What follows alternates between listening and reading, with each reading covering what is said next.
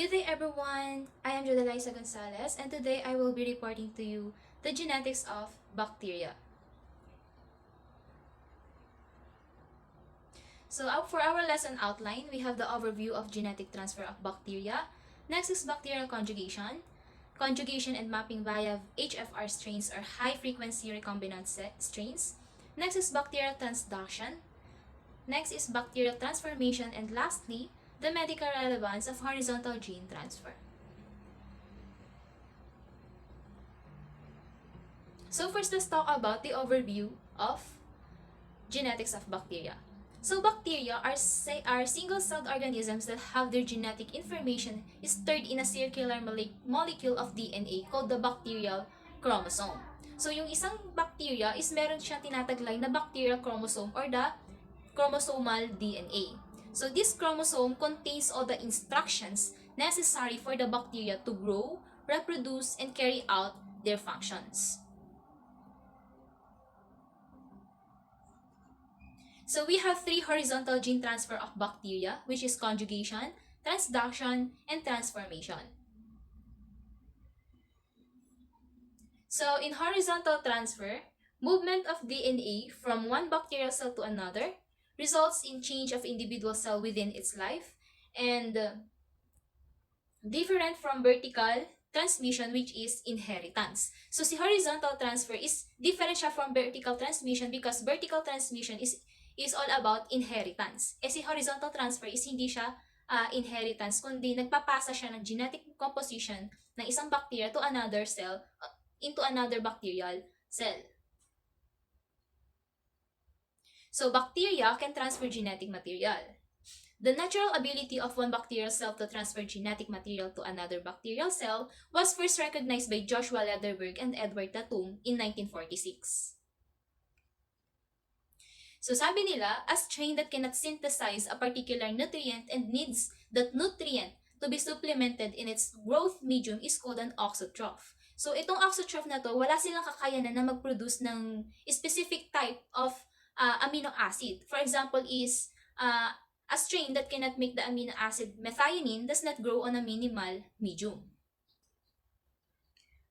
And a strain that can make this amino acid is termed a methionine prototroph. So itong si prototroph does not need a particular nutrient in its growth medium kasi kaya niyang mag-provide ng sarili niyang amino acid from its own growth on its own growth.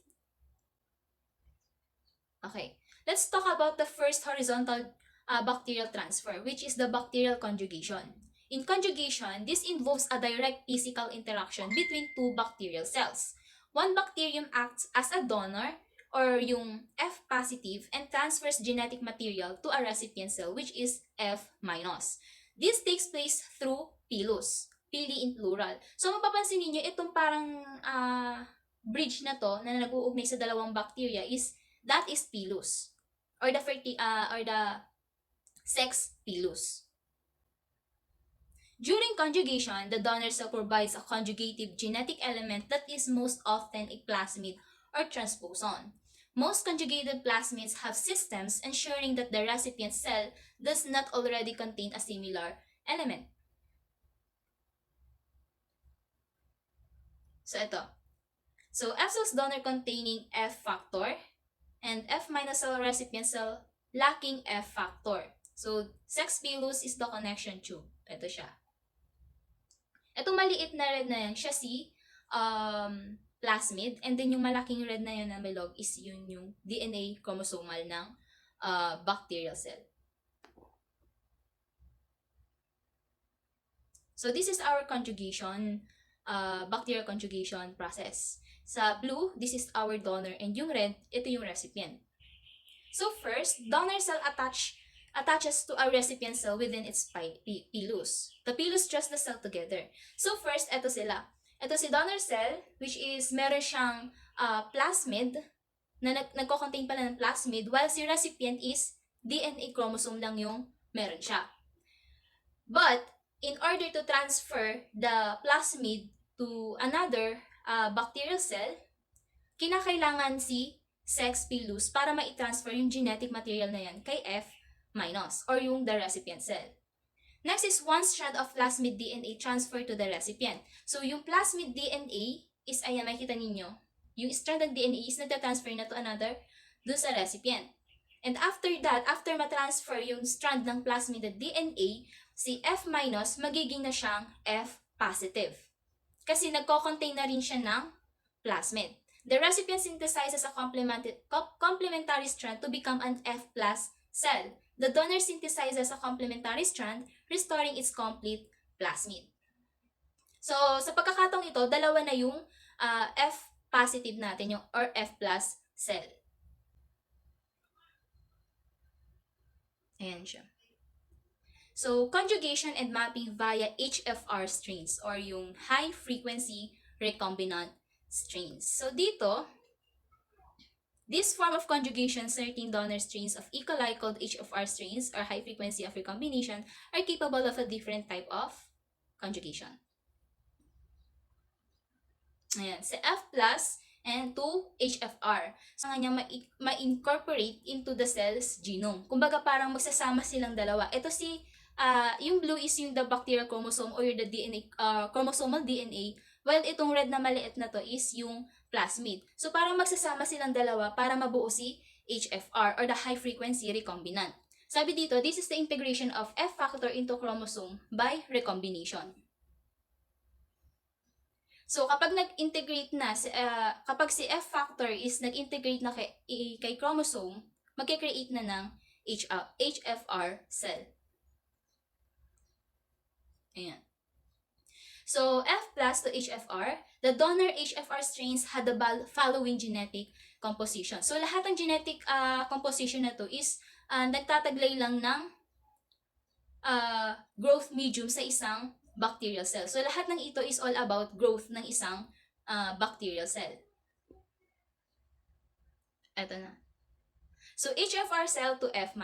So, kung for short, dito sa HFR cell to F- cell, ang kalalabasan lang nito is, pag na-transfer na ni HFR cell yung DNA chromosome and yung plasmid niya kay F- cell, ang magkakaroon lang nito is, ang disadvantage lang nito, magkakaroon nga siya ng part ng HFR cell, but maglalak naman siya sa fertility factor. Kumbaga, magiging siyang F- high frequency recombinant strain. So, hindi niya kaya mag-provide ng sex pilus or hindi niya kayang mag-transfer ulit ng genetic material into another bacterial cell. In a short time, kung mapapansin niyo is yung pro-positive and lac-positive, then i-transfer siya kay F- recipient cell. Si F- recipient cell is magtataglay lang siya ng lactose positive. Pero yung prolactin niya is, yung prolase niya is magne-negative. In a short period of time lang yan. Pero kung in a longer period of time, yung makukuha ni F recipient cell kay HFR cell is pro-positive and lac-positive. Dito sa chart na to, dito sa picture na to, ito yung oras na kung saan, kung ano lang yung mga amino acids na naita-transfer kay recipient cell. For example, 8 minutes, ang na-receive lang ni recipient cell is threonine, leucine, STR, and the ASI. And the 10 minutes, nadagdagan ng ton. In 16 minutes, nagkaroon na ng lactose. In 25 minutes, nagkaroon na ng GAL, or yung galactose. But, dito sa figure 9.8, this is a simplified genetic map of E. coli chromosome indicating the positions of several genes. Based doon sa map na ipinakita, itong map na to is 100 minutes long, which is approximately the time that it takes to transfer the complete chromosome during an HFR conjugation. And sabi ni Wallman and Jacob, it showed that conjugation can be used to map the location of genes along the bacterial chromosome, thereby creating a genetic map. So, in order pala na makomplete yung chromosome during HFR conjugation, kinakailangan pala na 100 minutes yung itinatagal ng pag-transfer ng genetic material ni HFR cell to kay F- cell or recipient cell. So, what is the significance of bacterial conjugation? So one of the most concerning implications of bacterial conjugation is the transfer of antibiotic resistance genes between bacterial strains. So this exchange of resistant genes can lead to the development of multi-drug resistant bacteria, posing a significant threat to public health and complicating the treatment of bacterial infections. So para mas maintindihan natin yan, ito. Dito, si plasmid, nagko-contain siya ng very specific type of gene. For example, nito is yung beta-lactamase. Okay? Si beta-lactamase, nagpo-provide siya ng antibiotic resistance by breaking the antibiotics structure. At itong si beta-lactamase na to is resistant siya sa antibiotic na tinatawag nating penicillin. Okay, once na yung tao na nag-take ng penicillin or ng antibiotic na penicillin, itong si beta-lactamase, kaya niya nang maging resistant doon sa antibiotic na yon. Yun yung significance ng bacterial conjugation sa tao, lalong-lalo sa mga gamutan. Kasi, once na naging resistant na yung mga bacteria na yan sa mga antibiotic, mahihirapan na talaga yung tao na yun na gamutin yung sakit niya, lalong-lalo na sa mga infections. Magko-complicate na yon, may hirap ng gamutin. So, kinakailangan na malaki na sigurong dosage ng antibiotic yung itik para mapatay nila yung bacteria na yon. Pero advisable din na hindi dapat tinetake ng madalas yung antibiotic kasi ganito yung mangyayari. Magde-develop yung bacteria para makagawa sila ng paraan para hindi sila mapatay and makapag-provide sila ng resistant doon sa antibiotic na yon. So, yung mga bacteria na tinatawag silang antibiotic resistance. Next is yung bacterial transduction naman. So, this process by which a virus transfers genetic material from one bacterium to another. So, yung virus natin na to is tinatawag nating bacteriophage or phages. Na kung saan ini-infect nila yung bacterial cells that are able to infect bacterial cells and use them as hosts to make more viruses. Ayan siya. Yung blue is the DNA, bacterial DNA, and yung red is yung viral DNA. Sa umpisa, makikita nyo na umattach si bacteriophage o yung phage sa host niya o yung the donor cell. Sabi dito, donor cell infected by a virus. Yung makikita niyo yung red na inilalabas niya is yun yung viral DNA. Next, nakapasok na yung host DNA is digested into fragments and phage DNA and proteins are made. Ngayon, the bacterial cell is lysed and releases the newly made phages into the environment. Yung lyse na yun na nag-pop na siya, lumabas na yung newly made phages sa cell, sa bacterial cell. Next is, transducing phage injects its DNA into a recipient cell that is his negative. So, itong bagong newly made na phage na to is umattach ulit sa bacterial cell na kung saan itong phage na to is nagtataglay na ng histidine positive. Ngayon, once na yung in-inject niya na yung DNA niya dito kay recipient cell na which is histidine negative, etong si cell na to magkakaroon ng recombination. And then, ang mangyayari nitong itong recipient cell na to is magiging na siyang histidine positive because of recombination. Ayan. The DNA fragment which was derived from the chromosomal DNA of the first bacterium can then recombine with the recipient cell's chromosome. Ito na yung nagkaroon na ng... So, this cell is the recombinant bacterium. The recombinant bacterium's genotype has changed from hist negative to his positive. Itong his na to is the amino acid histidine.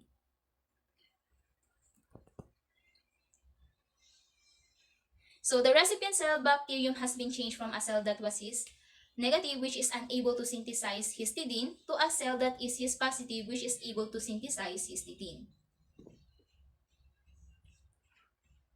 Ayan. Co-transduction can be used to map genes that are within 2 minutes of each other. If two genes are close together along the chromosome, a bacteriophage may package a single piece of the chromosome that carries both genes and transfer that piece to another bacterium. So this phenomenon is called the co-transduction. Okay, in genetic mapping studies, co-transduction is used to determine the order and distance between genes that lie fairly close to each other.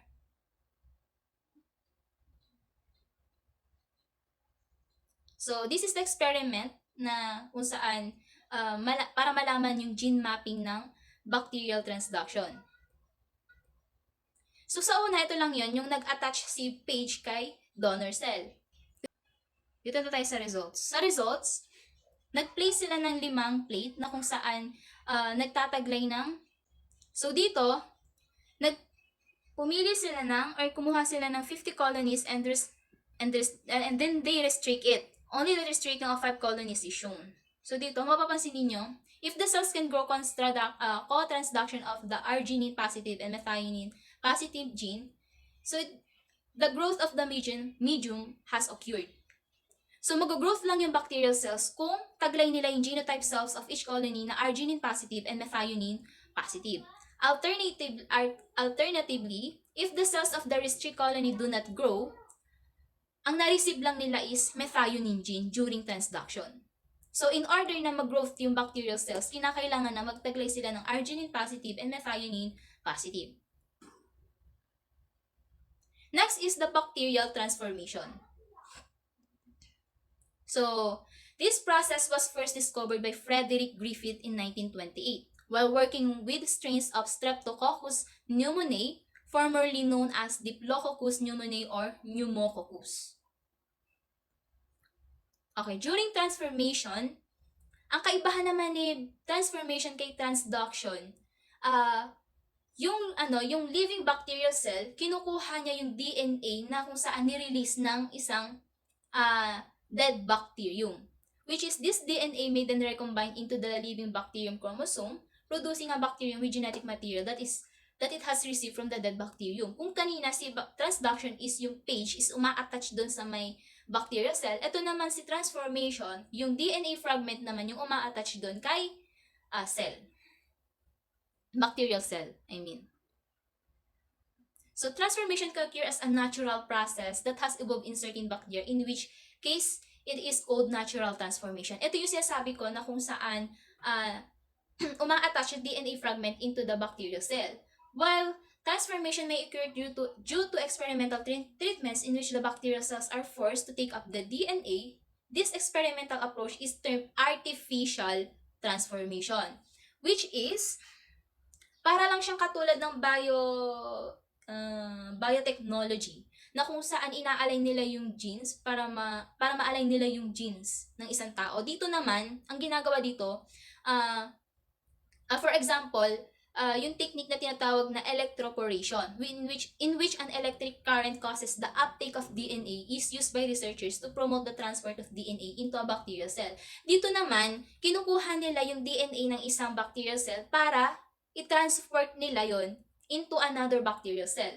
That is the artificial transformation.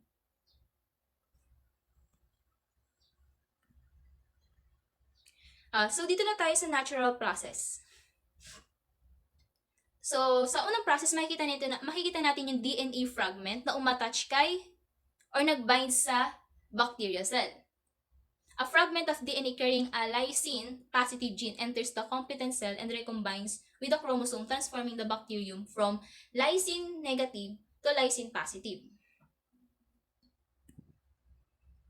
Okay, this is the uptake system. This is the absorbing or incorporating of DNA fragments in a bacterial cell. So, para makapasok yung DNA fragment, meron ang bacterial cell na tinatawag na uptake system, which is itong parang para siyang receptor na parang pagdadaanan nung DNA fragment papunta sa bacterial cell. So, the DNA strand is incorporated into the bacterial chromosome. This process is known as homologous recombination. So, dito, nagkaroon ng recombination ulit, which is na kung saan yung strand is nag-incorporate dun sa bacterial chromosome. And this process is known as homologous recombination. So, dito sa bacterial transformation na ito, okay, the itong bacterial, itong recipient na to is negative lysine siya, which is unable to synthesize the amino acid lysine. But, nung nag-attach and nagkaroon ng recombination, yung DNA fragment na nagko-contain ng lysine positive and nag-incorporate siya sa DNA chromosome ng recipient cell, magkakaroon na ng changes na kung saan itong si recipient cell is magiging siyang lysine positive. Which is, the recipient bacterial cell was transformed into a cell that can synthesize lysine and grow on a medium that lacks this amino acid. So what is the medical relevance of horizontal gene transfer? Okay. So, parang kanina lang nang sinabi ko, horizontal gene transfer is a process in which an organism incorporates genetic material from another organism without being the offspring of that organism. But HGT genes that provide resistance toward antibiotic or they provide pathogenicity to organism so the organism can infect the host as well. They can be resistant to various antibiotics. Ayan. Katulad nga sinabi ko kanina na si plasmid, okay, is nagko-contain siya ng very specific type ng gene na kung saan nagpo-produce siya ng protein na kung saan resistant sa different types ng antibiotics. Katulad ng in-example ko kanina is yung beta-lactamase na kung saan resistant siya sa antibiotic na tinatawag nating penicillin.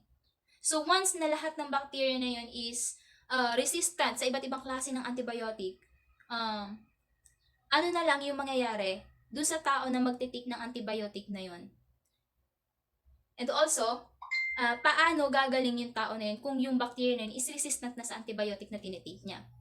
Ulitin ko lang ulit na dapat is hindi advisable na palaging i-recommend or mag-take ng antibiotic sa mga tao na hindi naman kinakailangan ng or hindi malubha yung karamdaman. Kasi may possible na mag-develop yung bacteria na yan para maging resistant sila doon sa gamot na yon.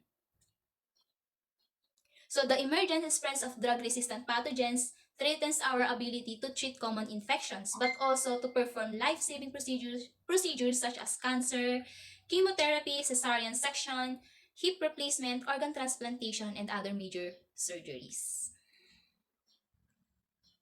So that's all for the genetics of bacteria. Let's move on to our next topic, which is genetics of viruses. So for our lesson outline, number 1 is virus structure and genetic composition. 2, viral reproductive cycle. So we have the overview. Viruses are non-living particles with nucleic acid genomes. They do not exhibit all of the properties associated with living organisms. A virus or its genetic material must be taken up by a living cell to replicate. So si virus, alam naman natin lahat na hindi siya living organism. Hindi siya living organism kasi kailangan muna niyang makahanap ng host for the virus to replicate. So the first virus to discovered was the tobacco mosaic virus or the TMV. This leaves plant mosaic-like patterns on the leaves in which normal colored patches are interspersed with light green or yellowish patches. So dito, yung mga halaman is nagkakaroon ng mga yellow patches or batik-batik na kung saan dinadamage nito yung physical appearance ng isang halaman. The TMV damages leaves, flowers, and fruits but almost never kills the plant. In 1883, the German scientist Adolf Meyer determined that this disease could be spread by spraying the sap from one plant onto another. So, itong sap na to, ito yung dagta ng halaman. Okay? Na kung saan sinabi ni Meyer na kapag in-spray siya from one plant onto another, magi-spread yung TMB na dumadamage dun sa mga halaman. Russian scientist Dmitry Ivanovsky demonstrated that the disease-causing agent was not a bacterium. Yung sap daw is not a bacterium. Sap that had been passed through filters with pores small enough to prevent the passage of bacterial cells was still able to spread the disease. According naman kay Beijing-Rick's discovery, he suggested that the agent causing the disease was not a bacterium, just like Dmitry said, as previously thought, but rather something smaller like a virus. This laid the groundwork for our understanding of viral diseases in plants and animals. So sa kanya nag-start yung pangangalap ng information or yung pagtuklas sa viral diseases ng mga plants. Okay. A virus is a small infectious particle that consists of one or more nucleic acid molecules enclosed in a protein coat. So, viruses differ in their host range, structure, and genome composition. So, let's talk about the differences in host range. A cell that is infected by a virus is called a host cell, and a species that can be infected by a specific virus is called a host species for that virus. Viruses differ greatly in their host range. So, meron tayong table dito. Ayan. Iyan yung iba't ibang klase ng virus host range. So, next is structural differences. So, viruses were not observed until the 1930s when the electron microscope was invented. So, syempre, dahil nga yung virus is not considered as bacterium, so syempre yung virus na yun is napakaliliit. So, na-discovered lang siya noong 1930s yung na-invento na yung electron microscope. So, viruses range in diameter from about 20 nanometer to 400 nanometer. A typical bacterium is 1,000 nanometer in diameter. Ang laki ni bacterium kaysa kay virus. And the diameter of most eukaryotic cell is 10,000 to 1,000 times that of a bacterium. So, adenoviruses have an average diameter of 75 millimeter. And sinasabi din dito na it could fit into an average size human cell, yung 50 million adenoviruses.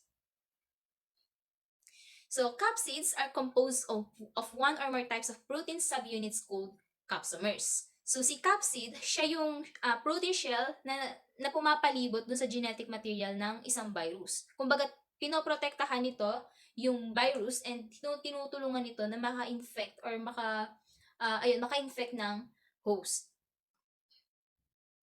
So, capsids have a variety of shapes including helical and polyhedral. Dito kay TMB, meron siyang helical capsid made of identical capsomers. So, ito siya. Ito yung structure ni TMB. And next, ito yung structure ni adenovirus which has a polyhedral capsid. Protein fibers with a terminal knob are located at the corners of the polyhedral capsid. So, next naman is the influenza virus which is common sa mga hayop. Have a viral envelope enclosing the capsid. Consists of a lipid bilayer that is derived from the plasma membrane of the host cell and is embedded with virally encoded spike glycoproteins, also called spikes or peplomers. Next is yung bacteriophage. Ito naman yung virus na nag-i-infect ng bacteria, which is the bacteriophages or phages.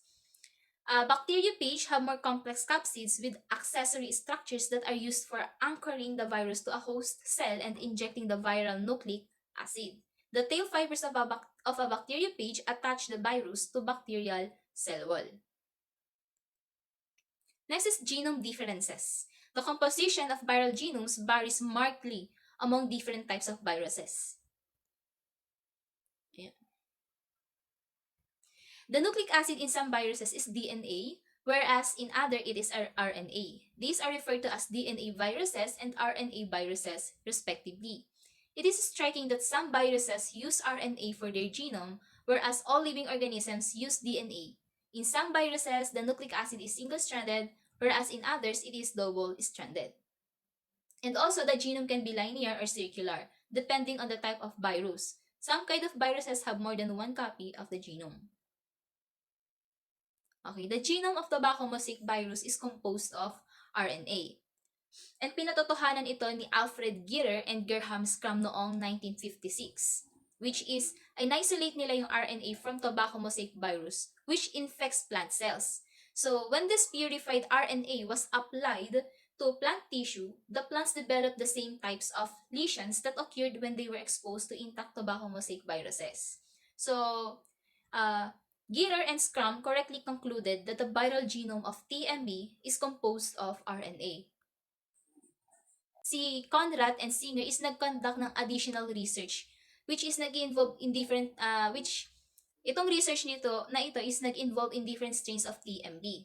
They focus their efforts on the wild-type strain and the mutant strain called the Holmes Rigblast or the HR strain. So, ito siya. Ito yung kinonduct nilang experiment. Now, which is itong unang tube is merong ang wild-type RNA plus HR proteins, and the next tube is yung HR RNA and wild-type proteins. So, itong unang tube, itong yellow na to, this is the HR protein. And itong helical structure na to is yung wild-type RNA. Next tube naman is yung wild-type proteins, which is yung kulay red. And then yung yellow is yung HRRNA niya. Ngayon, kumuha ng small amount, nagkumuha sila ng small amount, and then, in-apply nila yon sa dalawang healthy na tobacco leaves. And after that, nakita nila yung result na yung wild-type protein, yung wild-type protein is meron siyang wild-type lesions na kung saan yung yellow patches niya is nandun sa may mismong leaves talaga. Nakapatch siya doon. While dito, itong isa naman, this looks like lesion of the Holmes Rigbrus strain na kung saan yung patches na yellow is nandun mismo sa vein ng leaves. Ayan. So, kung mapapansin ninyo, dito sa may unang tube is nagkaroon ng wild-type protein na kung saan sa unang tube is wild-type RNA. And ito sa pangalawang tube, which is HRRNA, naging HR proteins. So, base sa kinandak nilang research, the two strains differed in two ways. They cause significantly different symptoms when the infected plants. So, in particular, the wild-type strain produced mottled area with yellow and green, irregularly shaped lesion-infected leaves. The HR strain often produces streaks along the vein, ring-like markings on other parts of the leaves. And the capsid protein in the HR strain had two amino acid, which is histidine and methionine, which were not found in the wild-type capsid protein. So, the conducted experiment of Conrad and Singer, they conclude that the production of reconstituted viruses confirmed that the genome of TMB is composed of RNA. Next is the viral reproductive cycles. So, this is the viral reproductive cycle. Ito, the cycle of phage or lambda, a bacteriophage with double-stranded DNA as its genome. So, balikan lang natin. Ayan. Ito yung nasa taas, bacteriophage. Ito namang nasa baba is yung, ayun. Ito naman, yung nasa pangalawa is yung the cycle of human immunodeficiency virus or HIV, which is enveloped virus that contains single-stranded RNA and infects human. The viral reproductive cycles, yung step 1 natin is attachment in the first step of a viral reproductive cycle. So, the virus must attach to the surface of a host cell. So, in the case of phage, the tail fibers bind to proteins in the outer cell membrane of the bacterium E. coli. Kagaya na sinabi ko kanina sa bacterial transduction, si bacteriophage is uma-attach siya doon sa may bacterial cell. In the case of HIV naman, spike glycoproteins in the viral envelope bind to receptors in the plasma membrane of human blood cells called helper T cells. Balikan natin yung ayan. May receptor siya dito na kung saan doon magbabind yung spike glycoprotein, yung nagkakos ng HIV. Next naman is yung entry after attachment. The viral genome enters the host cell. Sa phage naman, sa attachment of phage, it stimulates a conformational change in the phage count protein so that the shaft contracts and the phage injects its DNA into the bacterial cytoplasm. In contrast, the envelope of HIV fuses with the plasma membrane of the host cell. So both the capsid and its contents are released into the cytosol. Some of the HIV capsid proteins are then removed by host cell enzymes, which is a process called uncoating. Next step is the integration viruses capable of integration carry a gene that encodes an enzyme called integrase. For phage, the integrase gene is expressed soon after entry and the integrase protein is made. For HIV, integrase protein is already contained within the virus itself. Once integrated, the phage DNA a bacterium is called a prophage. When the phage DNA exists as a prophage, the viral reproductive cycle is called the lysogenic cycle. Sabi dito, new phages are not made during the lysogenic cycle, and the host cell is not destroyed. On occasion, a prophage can be excised from the bacterial chromosome, and the cycle proceeds to step 4. So ito yung step 4. The synthesis of viral components, the production of viruses by a host cell involves the replication of the viral genome and the synthesis of viral proteins that made up capsids. So when page has been integrated into the host chromosome, the propage must be excised as described in step 3 before synthesis of new viral components can occur. In the case of HIV, the DNA provirus is not excised from the host chromosome. Instead, it is transcribed in the nucleus to produce many copies of viral RNA. So, step 5 is viral assembly. The correct assembly of page requires the help of non-capsid proteins not found in the completed page particle. In the assembly of an HIV virus occurs in two stages. First, capsid proteins assemble around two molecules of viral RNA along with molecules of reverse transcriptase and integrase. This second piece of assembly happens during step 6 as the virus is released from the cell. So this is the last step, release. The last step of a viral reproductive cycle, the release of new viruses from the host cell. So the release of bacteriophage is a dramatic event because bacteria are surrounded by a rigid cell wall. The phages must burst or lyse their host cell in order to escape. Ito yung pagpapop, yung lyse. In the case of HIV, a newly assembled virus particle associates with a portion of the plasma membrane containing HIV spike glycoprotein. Okay. Latency in bacteriophages. So, is also called lysogeny. When this occurs, both the prophage and its host cells are said to be lysogenic. When a lysogenic bacterium prepares to divide, it copies the prophage DNA along with its own DNA. So each daughter cell inherits a copy of the prophage, and the prophage can be replicated repeatedly in this way without killing the host cell or producing new phage particles. As mentioned earlier, this process is called the lysogenic cycle.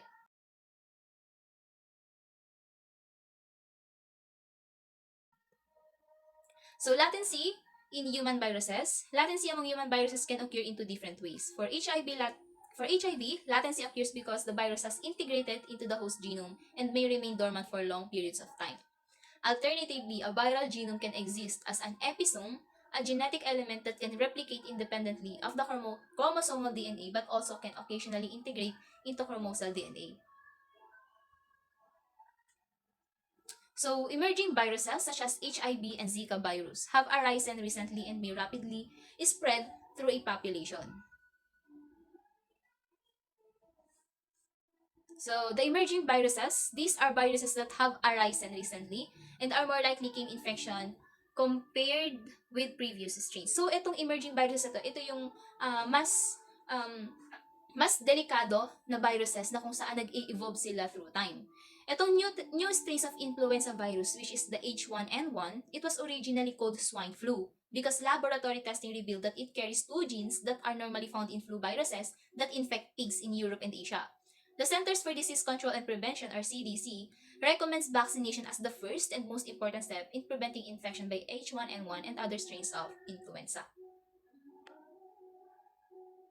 Okay, ito siya. It was originally called swine flu and it carries two genes that are normally found in flu, virus that infects pigs in Europe and Asia. So this is the H1N1 virus.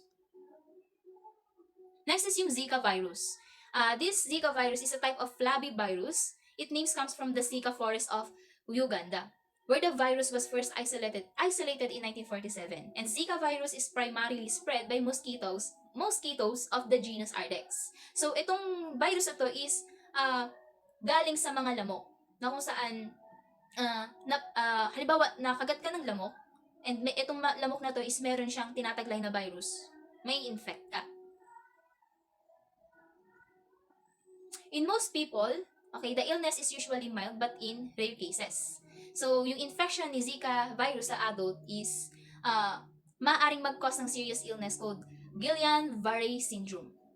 And also, lethal siya sa mga nagbuntis kasi pwedeng may panganak yung baby ng merong depekto. Yung defect na to is tinatawag na microcephaly or as other severe brain defects. And through estimates for infection rates vary, some epidemiologists predict that millions of people will become infected with the virus in the coming years.